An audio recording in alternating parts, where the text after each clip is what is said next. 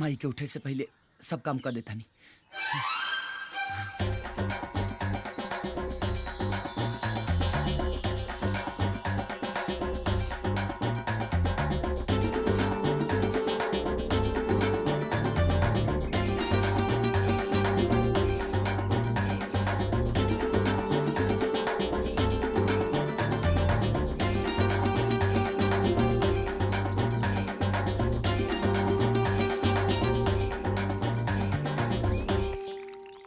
हे भगवान, आज से हम नया जिंदगी की शुरुआत करा था नहीं। हमके हिम्मत था कहे से कि माई के बहुत तकलीफ दिले बनी।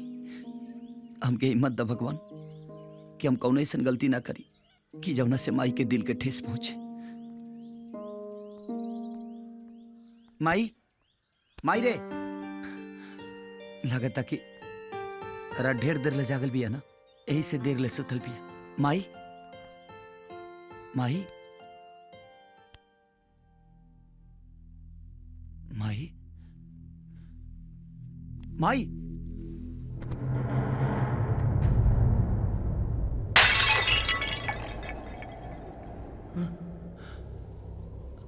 माई, माई, ई का मजाक माई?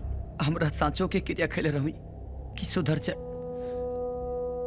देखना हम सुधर गए बनी, आंगन भी बाहर देनी और पूजा पाठ भी कर लेनी और थोड़ा ला अपना हाथ से चाय बना के भी लेके आ गई। नहीं उठना माई।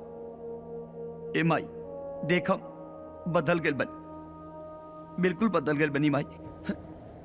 लोग तो झूठों के क्रिया से मरेला, सांचों के क्रिया से थोड़ी मरेला। जिंदगी भर हम अपना मन से जियनी,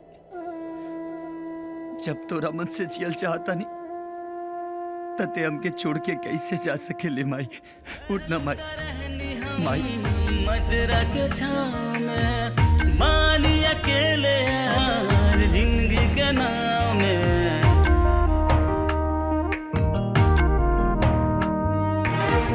रहलू त रहनी हम मजरा के छाँव में बानी अकेले यार जिंदगी के नाम में। दूर दूर तक न लौके अब किनार, दूर दूर तक न लौके अब किनार। रही रही याद आवे माही तोर दुलार माही रे, रही रही याद आवे माही तोर दुलार माही रे। उठना माई। राजू,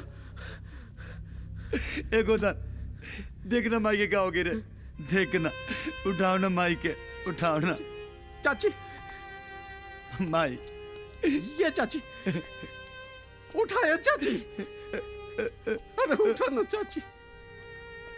तू हमने को छोड़ के ऐसे नहीं खो जा सके लू। माई उठाया चाची, उठा ना।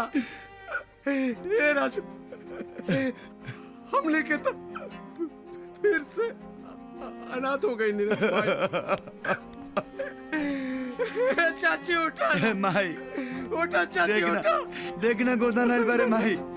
उठा चाची, उठा। बाजी उठाई ना माई के, देखी ना का हो गइल बा। बेटा, हम तेरा माई के बहुत समझौनी कि बीमारी बहुत खतरनाक हो, शहर जाके इलाज करवा ला, लेकिन हमारी को बात ना सुन ली। कहे लगली हम अपना बेटा के छोड़ के कहीं ना जाए, और हमरा से वादा भी ले ली कि हमरा बेटा के कुछ मत बताइए। जौना बात के हमरा डर रहे आखिर हुए भाई। जेकरा के पावे खाती अले भगवान हो, कहीं न कदर हम रहनी नादान हो, कहीं न कदर हम रहनी नादान।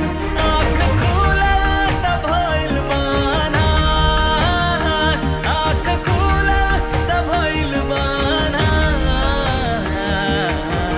रही रही याद आवे माई तोर दुलार माई रे, रही रही। हम अक्सर सोचत रहनी कि हमरे बाद त्योहार का होई। हमारी है चिंता हमरे जिंदगी और मौत के बीच दीवार बन के खड़ी रहल। लेकिन कल जब हम वो लड़की की देखनी तो हम निश्चिंत हो गए नहीं। अरे पागल, वो प्यार करेले तोरा से, और वो गलत का कहले। बताओ, कौन लड़की ना चाहेले कि ओकर पति भगोड़ा नहीं एक मर्द हो। बेटा, हार जीत तो अपनी जगह है। कल का लड़ाई तो कि अकेले लड़े के है, और अगर तू ये लड़ाई दिल से लड़बा ना तो तोरी माई और बाबूजी की आत्मा की बहुत शांति मिली। माई, ना हम बाबूजी खानी पहलवान बन सकनी और ना ही तोरा खानी टीचर, लेकिन हम क्या आशीर्वाद दे कि तोरा आखिरी इच्छा पूरा कर सकी।